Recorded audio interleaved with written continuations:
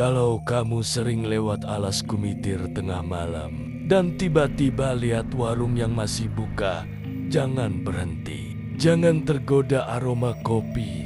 Jangan sambut sapaan ramah si penjual. Karena bisa jadi kamu sedang disambut oleh mereka yang tak lagi hidup. Namaku Rama, sopir truk lintas Jawa. Aku sudah sering melewati alas kumitir, hutan legendaris di perbatasan Jember dan Banyuwangi. Biasanya, aku berangkat sore dan tiba di ujung hutan sebelum tengah malam. Tapi malam itu berbeda. Hujan deras, kabut tebal, dan sinyal HP mati total. Sekitar jam 12:15, aku mulai merasa lapar dan ngantuk. Jalanan sepi, hanya lampu trukku yang menembus kabut. Dan di tengah gelap itu, aku melihat warung kecil di pinggir jalan. Lampunya kuning redup, tapi hangat. Ada papan kayu bertuliskan Warung Busari, kopi dan nasi pecel. Aneh, aku tak pernah lihat warung itu sebelumnya. Padahal aku sering lewat sini. Begitu aku berhenti, suara hujan langsung mereda. Seolah warung itu punya aura yang memisahkan dunia luar. Aku masuk, duduk di kursi panjang dari bambu. Seorang ibu paruh baya tersenyum ramah, mengenakan kebaya coklat. Matanya tajam, tapi sopan. Capek ya, Nak?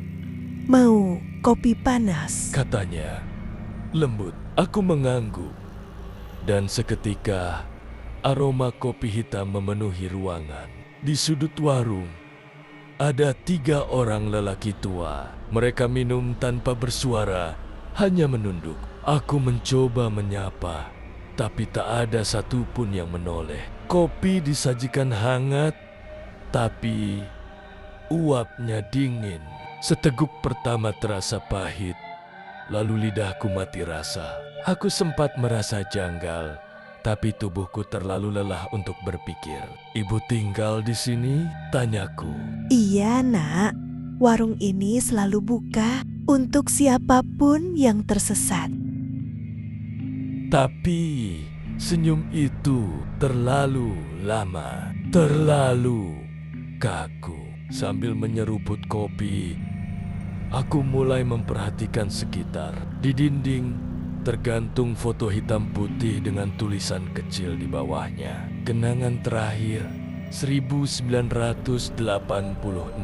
Foto itu menampilkan warung yang sama persis dengan ibu yang sama dan 3 lelaki di pojok meja yang juga sama. Aku mendadak merinding.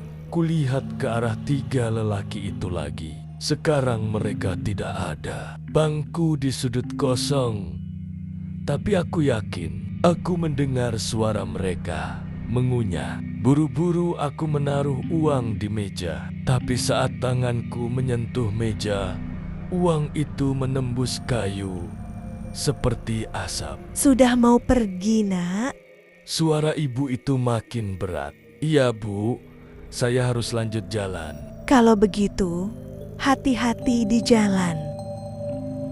Aku bergegas keluar, tapi begitu melangkah keluar pintu, suara alam kembali hadir. Hujan deras, petir, dan aroma tanah basah. Aku menoleh ke belakang. Warung itu sudah hilang. Aku panik. Langsung menyalakan truk dan melaju sekencangnya. Jantungku berdebar, tapi pandangan mataku menangkap sesuatu di kaca spion. Dari kejauhan, di sisi jalan, terlihat ibu itu berdiri di tengah hujan, menatap ke arahku. Aku hampir tak bisa bernapas. Beberapa kilometer kemudian, aku melihat pos polisi kecil. Aku berhenti, masuk, dan menceritakan semuanya pada petugas. Mereka hanya saling pandang. Lalu salah satunya berkata, "Mas, warung itu udah kebakar 30 tahun lalu. Pemiliknya, Bu Sari, sama 3 pelanggan tewas. Mereka katanya masih sering muncul buat menyambut tamu yang nyasar. Aku terdiam, tanganku gemetar. Petugas menatapku heran. Mas, kenapa bajunya basah? Abu-abu gitu, kayak bekas kebakaran. Aku melihat ke lengan bajuku penuh abu dan jelaga hitam. Dari saku celana, aku mengeluarkan receh logam hangus, uang yang tadi aku letakkan di meja warung.